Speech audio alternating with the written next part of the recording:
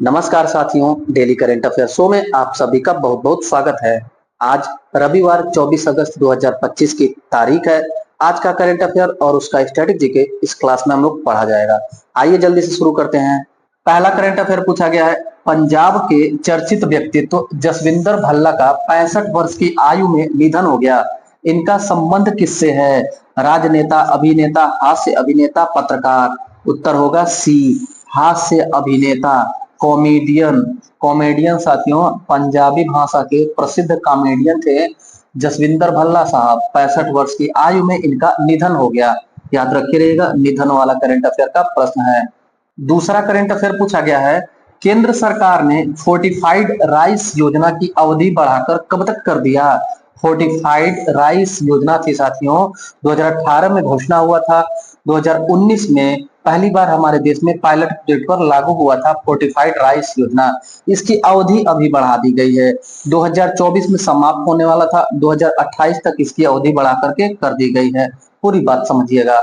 Fortified rice योजना साथियों, हमारे देश में एनीमिया मुक्त भारत पहल जो 2018 में चला था, इसी के साथ घोषणा हुई थी। एनीमिया मुक्त भारत अभियान 2018 के साथ इसकी भी घोषणा हुई। यह योजना चलेगा, यानी 2018 में बजट इसका साथियों 17,082 करोड़ रुपए है। इस वर्ष 17,082 करोड़ रुपया फोर्टिफाइड राइस योजना पर खर्च किया जाएगा। घोषणा कब हुई? 2018 में। किसके साथ इस योजना की घोषणा हुई? तो एनीमिया मुक्त भारत पहल के साथ 2018 में हुई। 2019 में साथियों यह लागू होता है। 2019 में लागू होता है और लागू होने के साथ साथियों यह पायलट प्रोजेक्ट पर लागू होता है। पायलट प्रोजेक्ट मतलब चुनिंदा कुछ शहरों में ट्रायल के रूप में इसको लागू किया गया। उसके बाद 2022 में साथियों संपूर्ण भारत में 2022 में हमारे पूरे देश में यह लागू हो जाता है फोर्टिफाइड राइस योजना। लक्ष्य था मार्च 2024 तक गरीब आर्थिक असहाय लोगों को फोर्टिफाइड राइस प्रदान करना। इसी लक्ष्य की पूर्ति नहीं हुई थी तो इसको फिर से बढ़ा करके 2028 तक कर दिया गया है फोर्टिफाइड राइस योजना। क्या है साथियों, देखिएगा, जो पीडीएम सिस्टम होता है, पीडीएस सिस्टम, पीडीएस यानी कि पब्लिक डिस्ट्रीब्यूशन सिस्टम, सार्वजनिक वितरण प्रणाली, जिसके तहत राशन सरकार के द्वारा गरीब और असहायों को दिया जाता है, उस व्यवस्था को कहते हैं सार्वजनिक वितरण प्रणाली, पीडीएस सिस्टम। इसमें पहले साथियों चावल और गेहूं जो दिया जाता था, माना जाता था कि वो निम्न कोटि का था। उसमें कई पोषक पदार्थों की कमी थी। पोषक पदार्थों की भरपूर मात्रा जिस चावल में हो उसे कहते हैं फोर्टिफाइड राइस। इसमें किस चीज की मात्रा रहेगी? तो देखिएगा, फोलिक एसिड की मात्रा रहेगी, फोलिक एसिड इसकी मात्रा रहेगी। इसके साथ साथ विटामिन विटामिन बी 12 की मात्रा रहेगी। विटामिन बी 12 मतलब साइनोकोबाल्मिन जिसका नाम है। आयरन की भी मात्रा इसमें रहेगी, आयरन की भी मात्रा रहेगी। ये तीनों चीज याद रखे रहेगा, फोर्टिफाइड राइस में ये सब चीजें रहेंगी। तीसरा करंट अफेयर पूछा गया है, दिल्ली पुलिस का नया आयुक्त किसे नियुक्त किया गया है? दिल्ली पुलिस का नया आयुक्त अभिनियुक्त कर दिया गया है सतीश गोलचा साहब को। सतीश गोलचा सीनियर आईपीएस अधिकारी हैं, इनको दिल्ली पुलिस का नया पुलिस कमिश्नर नियुक्त किया गया है। याद रखिए रहेगा। परिवर्तन हुआ है साथियों, अभी शशि भूषण कुमार जी को 1 अगस्त 2025 को दिल्ली पुलिस का आयुक्त बनाया गया, लेकिन दिल्ली की वर्तमान मुख्यमंत्री हैं, दिल्ली की सीएम हैं रेखा गुप्ता, इनके ऊपर हमला हुआ। इसी हमले के अगले दिन यहाँ के जो पुलिस कमिश्नर हैं, आयुक्त थे जो शशि भूषण, इनको हटा दिया गया और उसके बाद सतीश गोलचा की नियुक्ति हुई। ये साथियों 1 अगस्त को नियुक्त हुए तो किसके स्थान पर नियुक्त हुए थे? तो संजय अरोड़ा के स्थान पर नियुक्त हुए थे। संजय अरोड़ा रिटायर हुए थे, उनके स्थान पर ये नियुक्त हुए। हमला के बाद से इनको हटा करके सतीश गोलचा जी को नियुक्त किया गया है दिल्ली पुलिस का नया कमिश्नर। चौथा करंट अफेयर पूछा गया है, धर्म के आधार पर हिंसा के पीड़ितों को समर्पित दिवस कब मनाया जाता है?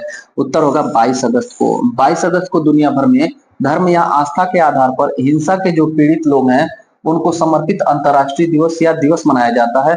याद रखिएगा। इसकी शुरुआत 2019 में संयुक्त राष्ट्र संघ के महासभा के द्वारा किया गया था, यूएनजीए के द्वारा किया गया था, यूनाइटेड नेशन जनरल असेंबली द्वारा 2019 में घोषणा की गई थी। इससे एक दिन पूर्व साथियों आतंकवाद से जो पीड़ित परिवार या व्यक्ति हैं, आतंकवाद से पीड़ित जो व्यक्ति और परिवार हैं, उनका अंतर्राष्ट्रीय दिवस मनाया जाता है। आतंकवाद से पीड़ित व्यक्तियों के स्मृति में अंतर्राष्ट्रीय दिवस कब मनाया जाता है? 21 अगस्त को मनाया जाता है। 21 मई को याद रखिएगा, 21 मई को आतंकवाद विरोध दिवस मनाया जाता है। आतंकवाद विरोध दिवस क्यों मनाया जाता है? हमारे पूर्व प्रधानमंत्री राजीव गांधी जी की हत्या हुई थी 21 मई को। पांचवा करंट अफेयर पूछा गया है, भारत ने कपड़ा उद्योग को बढ़ावा देने के लिए कॉटन पर लगे 11% आयात शुल्क को किस तारीख तक निलंबित कर दिया है? देखिएगा साथियों, 30 सितंबर 2025 तक, 30 सितंबर 2025 तक हमारे देश में सूती वस्त्र उद्योग, सूती वस्त्र उद्योग या कॉटन कह सकते हैं आप, कॉटन पर आयात शुल्क जो लगता था उसको हटा दिया गया है, रोक लगा दिया गया है। आयात शुल्क कितना लगता है? तो 11%। हमारे देश में वस्त्र उद्योग, कपड़ा उद्योग को बढ़ावा देने के लिए सूती वस्त्र या कॉटन पर 11% जो आयात शुल्क लगाया जाता है उसको 30 सितंबर 2025 तक निलंबित कर दिया गया है, सस्पेंड कर दिया गया है, रोक लगा दिया गया है। क्यों? तो हमारे भारत में कपड़ा उद्योग को बढ़ावा दिया जा सके, इस उद्देश्य से किया गया है। कुछ बातें और ध्यान रखते रहिएगा। सूती वस्त्र उद्योग साथियों किससे बनता है? यह कपास से बनता है। कपास, कपास, कपास की खेती किस मृदा में होती है? मृदा पूछे तो उसे काली मृदा कहते हैं, काली मृदा, या इसे कपासी मृदा भी कहते हैं, कपासी मृदा। इसे रेगूर मृदा भी कहते हैं।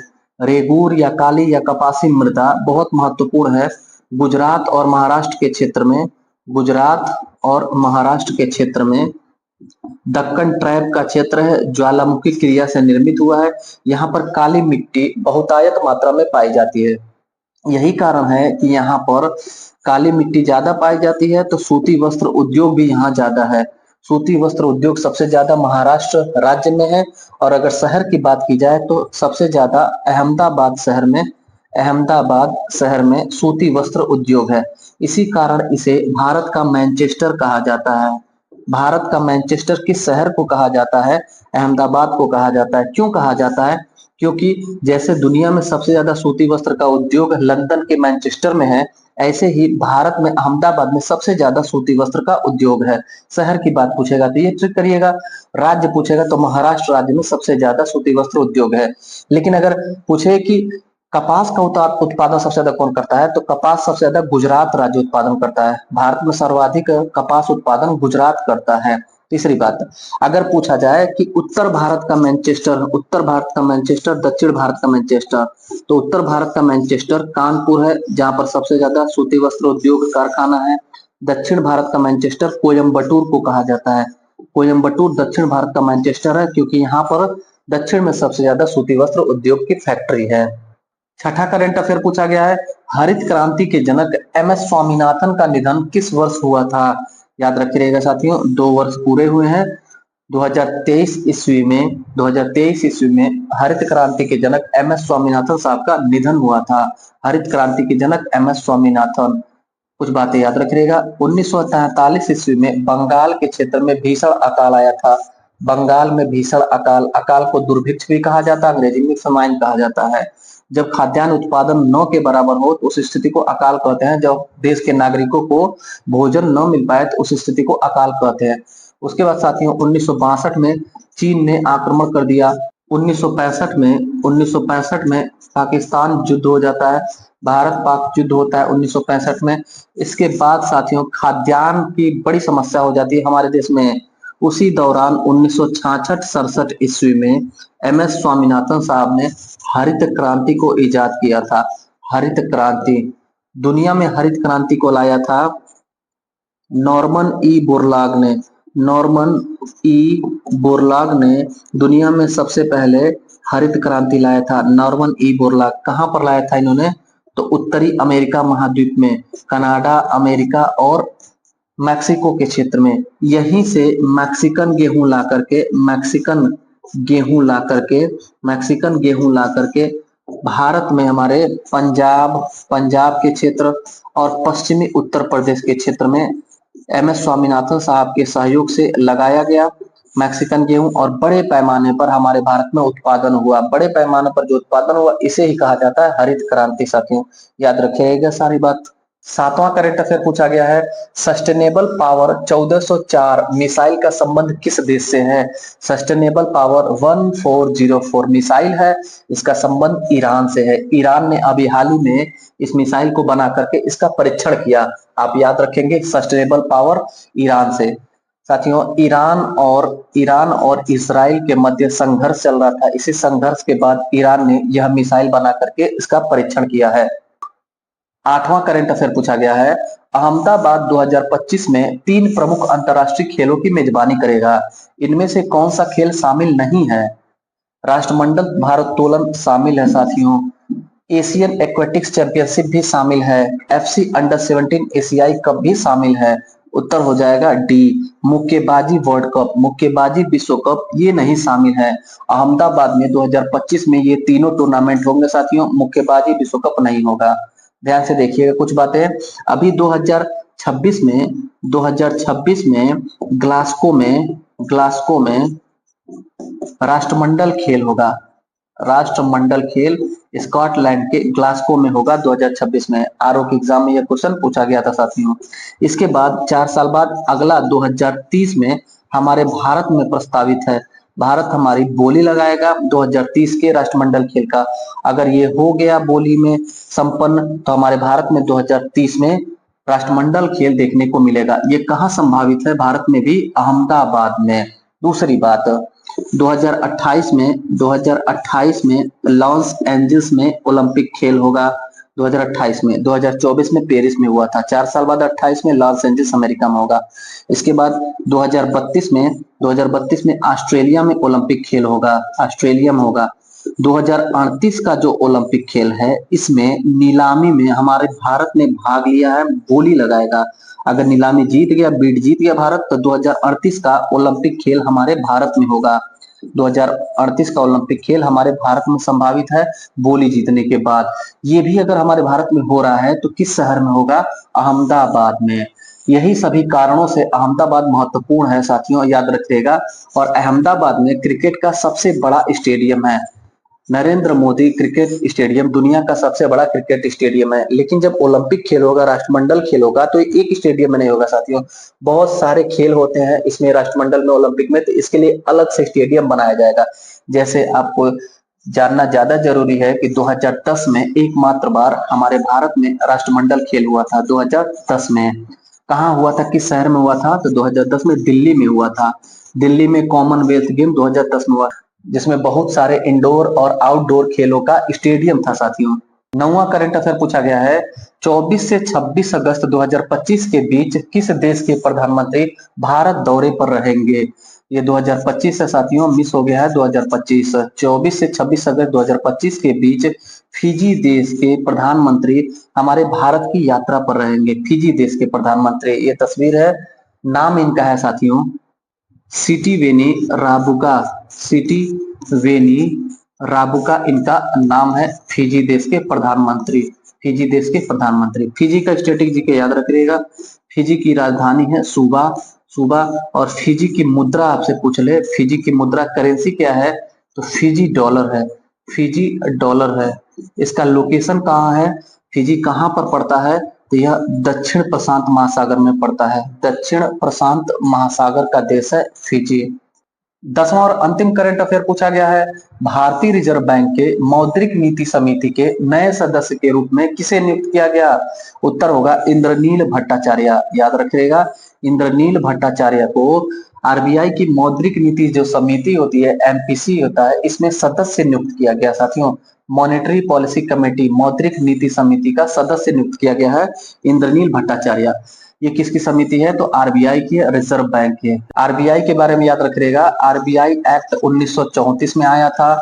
इसी के तहत 1935 में आरबीआई की स्थापना हुई थी। आरबीआई की स्थापना किस समिति की सिफारिश पर? तो यंग हिल्टन समिति की सिफारिश पर हुई थी। यंग हिल्टन समिति की सिफारिश पर। 1937 तक आरबीआई का हेडक्वार्टर कोलकाता में था। कोलकाता में 1937 से इसका हेडक्वार्टर मुंबई में स्थापित किया गया। मुंबई में स्थापित किया गया। दूसरी बात, मौद्रिक नीति क्या होता है? देखिएगा, 2016 ईस्वी में आरबीआई के पूर्व गवर्नर उर्जित पटेल थे।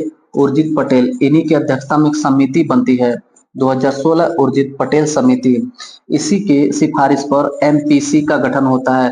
मॉनेटरी पॉलिसी कमेटी, मौद्रिक नीति समिति का गठन होता है। उर्जित पटेल समिति की सिफारिश पर मौद्रिक नीति समिति का गठन होता है। इसका उद्देश्य क्या था?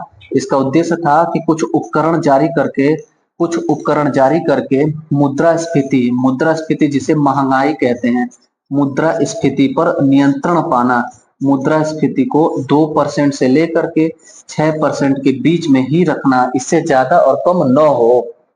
इसके लिए उपकरण क्या था? इसके लिए उपकरण रेपो रेट होता है, रिवर्स रेपो रेट होता है साथियों, बैंक रेट होता है, एसएलआर होता है, सीआरआर होता है। ये सभी चीजें क्या हैं? ये सभी उपकरण हैं मौद्रिक नीति के उपकरण हैं जिससे मुद्रास्फीति महंगाई पर नियंत्रण पाया जाता है। इसका गठन, एमपीसी का गठन किसने किया था? तो उर्जित पटेल समिति की सिफारिश पर किया गया था। उर्जित पटेल समिति कब आया था? 2016 में आया था। अगर पूछा जाए मौद्रिक नीति समिति का अध्यक्ष कौन होता है? मौद्रिक नीति समिति का अध्यक्ष आरबीआई के गवर्नर, जो वर्तमान में आरबीआई के गवर्नर होंगे, वही मौद्रिक नीति समिति के अध्यक्ष होंगे।